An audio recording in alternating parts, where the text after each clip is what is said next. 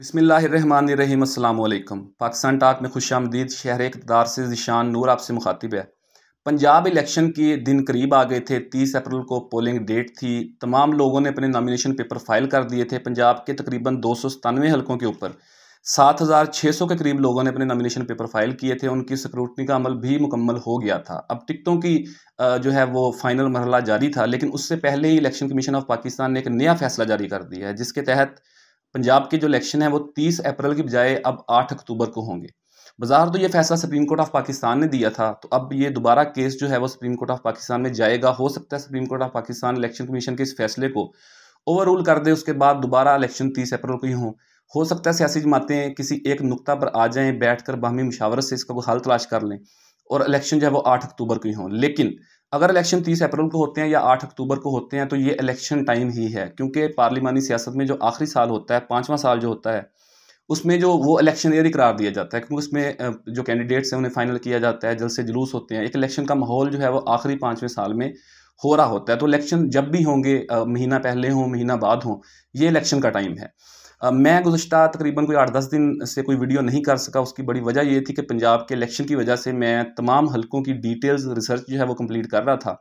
अब मैंने एक फॉर्मेट रेडी किया था कि मैं इस प्लेटफॉर्म से अपने नाजरीन तक पंजाब के जो सारे हलके हैं उनको कवर करता हुआ एक सर्वे और एक डिटेल कंप्रीहेंसिव वीडियो आपके सामने रखूं, ताकि आप वो वीडियो सुनने के बाद, देखने के बाद आप किसी नतीजा पर पहुंच सकें। आप देख सकें कि किस हलका में कौन सी जमात तगड़ी है, कौन सी जमात अपना कौन सा उम्मीदवार मैदान में उतारने के लिए तैयार है, किसको टिकट मिल सकता है, ऑन ग्राउंड क्या सूरत हाल है, और गुज़श्ता जो 2 इलेक्शन थे 2013 और 2018 के, उन इलेक्शंस में किस हलका में किस जमात ने फतह हासिल की थी।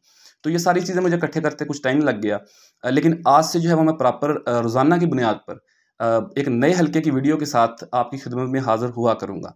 जो मैंने गुज़श्ता वीडियो की थी वो NA 165 हलका था। NA 165 ज़िला बहावलपुर की तहसील यज़मान का हलका था। वो मेरा बाई हलका भी है, तो वहाँ से मैंने जो है वो वीडियो करना स्टार्ट की थी। पहली वीडियो मैंने वो की थी।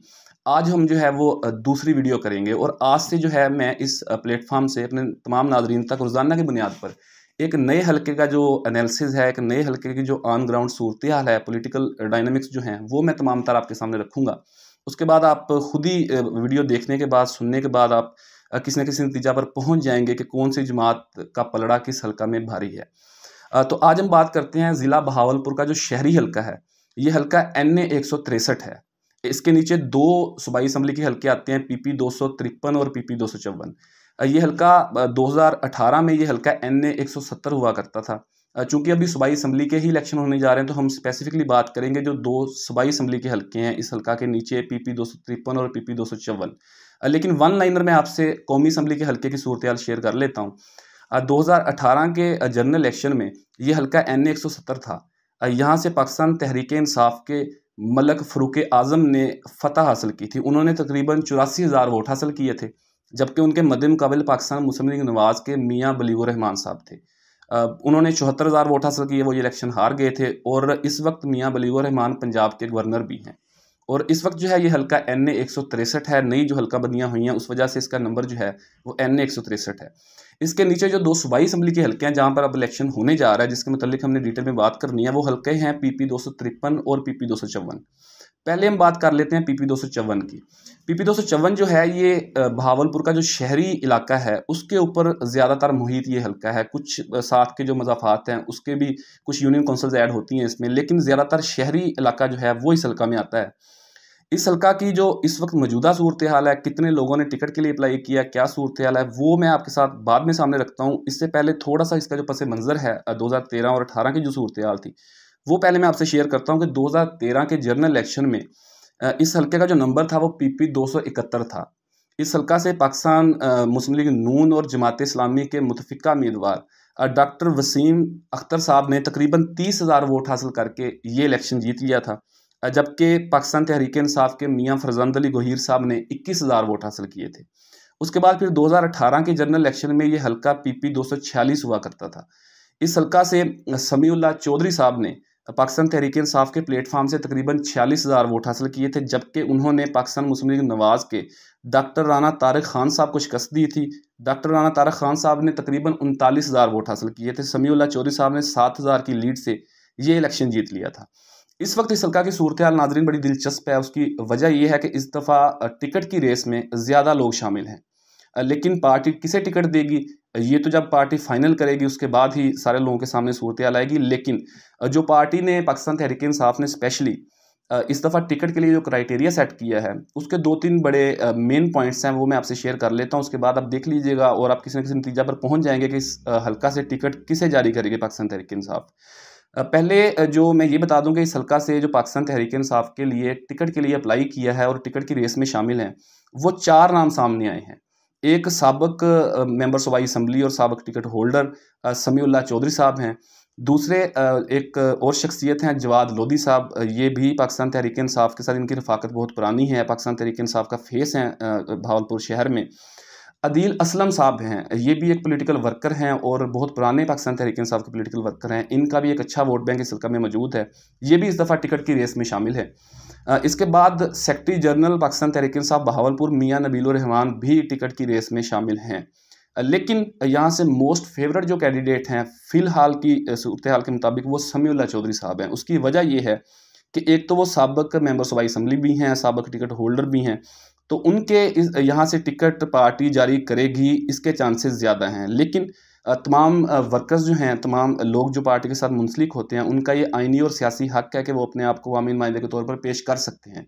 तो ये 4 लोग जिन्होंने टिकट के लिए अप्लाई किया, चारों का ही हक़ है कि वो टिकट ले सकते हैं। लेकिन फ़ाइनल फ़ैसला जो है वो हमेशा पार्टी का जो पार्लिमानी बोर्ड बनता है वो करता है। लेकिन मोस्ट फेवरेट जो कैंडिडेट हैं वो समीउल्लाह चौधरी साहब हैं, उन्हें टिकट पार्टी जारी कर सकती है।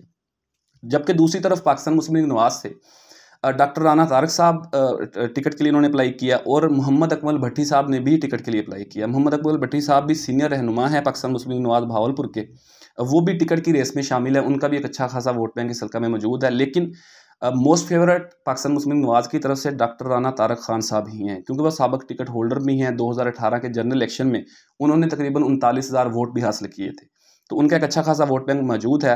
तो फिलहाल की सूरत हाल के मुताबिक तो यही महसूस होता है कि यहाँ पर जो मुकाबला होगा वो समीउल्लाह चौधरी साहब पाकिस्तान तहरीक इंसाफ के कैंडिडेट हो सकते हैं और उनके मद्दे मुकाबिल डॉक्टर राना तारक खान साहब पाकिस्तान मुस्लिम लीग नवाज़ के कैंडिडेट हो सकते हैं।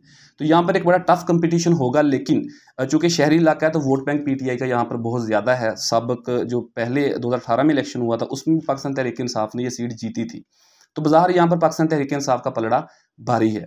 तो ये सूरत हाल है PP 254 की। अब हम बात करते हैं PP 253 की। PP 253 जो है ये बहावलपुर का कुछ शहरी इलाका इसमें आता है और कुछ बाकरपुर का और कुछ मज़ाफ़ात का इलाका भी इस हल्का में मौजूद है। इसकी हम बात करते हैं 2013 और 2018 की। 2013 में ये हल्का PP 272 था। इस हल्का से मलक मोहम्मद इकबाल चन्नड़ साहब ने पाकिस्तान मुस्लिम लीग नवाज़ के टिकट पर तकरीबन 40,000 वोट हासिल करके ये सीट जीती थी। जबकि उनके मद्दे मुकाबिल पाकिस्तान तहरीक इंसाफ से मलक मोहम्मद असगर जोइया साहब थे, उन्होंने सिर्फ 25,000 वोट हासिल किए थे। तकरीबन 15,000 की वाज़े अक्सरियत से मलक मोहम्मद इकबाल चन्नड़ साहब ने यह सीट जीत ली थी। उसके बाद फिर 2018 के जनरल इलेक्शन में यह हल्का PP 245 हुआ करता था। उस वक्त मलक मोहम्मद इकबाल चन्नड़ साहब के बरखुरदार ज़हीर इकबाल चन्नड़ साहब को पाकिस्तान मुस्लिम लीग नवाज़ ने मैदान में उतारने का फैसला किया।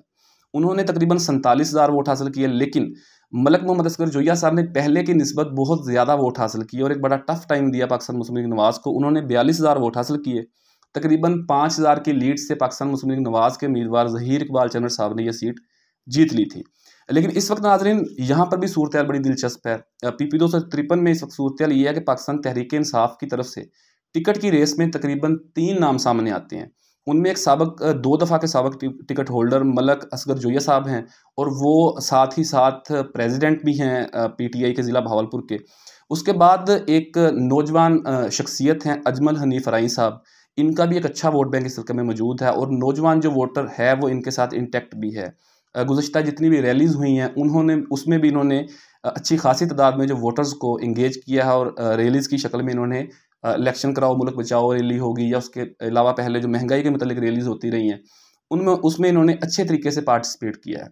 उसके अलावा यहाँ पर आलमगीर गुज्जर साहब ने भी टिकट के लिए अप्लाई किया है। इनका भी एक अच्छा खासा वोट बैंक इस हल्के में मौजूद है। लेकिन इसके मद्दे मुकाबिल जो पाकिस्तान मुस्लिम लीग नवाज़ है वहाँ से तकरीबन 2 नाम जो हैं वो सामने आते हैं। एक साबिक मेंबर सूबाई असम्बली और साबिक टिकट होल्डर मलक ज़हीर इकबाल चन्नड़ साहब हैं और उनके साथ साथ बिलाल बलोच साहब ने भी इस हल्का से टिकट के लिए अप्लाई किया है। बिलाल बलोच साहब चेयरमैन यूनियन काउंसिल भी हैं और इनका भी एक अच्छा वोट बैंक इस हल्का में मौजूद है। इनकी स्पेशली इनकी यूसी का जो वोटर है वो इनके साथ बहुत इंटैक्ट है। ये अपोजिशन के दौर में भी यहाँ से चेयरमैन इलेक्ट होते रहे हैं। लेकिन सूरत हाल ये है कि इस हल्का से पाकिस्तान तहरीक इंसाफ भी अपने पुराने टिकट होल्डर मलक असगर जोया साहब को ही टिकट जारी करेगी, जो इस वक्त की सूरत हाल है।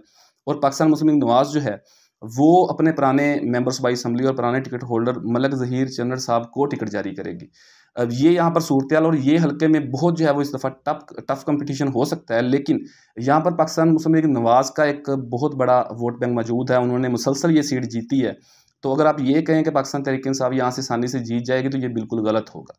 अब बहुत टफ टाइम दे सकती है पाकिस्तान मुस्लिम लीग नून, लेकिन पाकिस्तान तहरीक इंसाफ का भी एक बहुत अच्छा वोट बैंक इस हल्का में मौजूद है।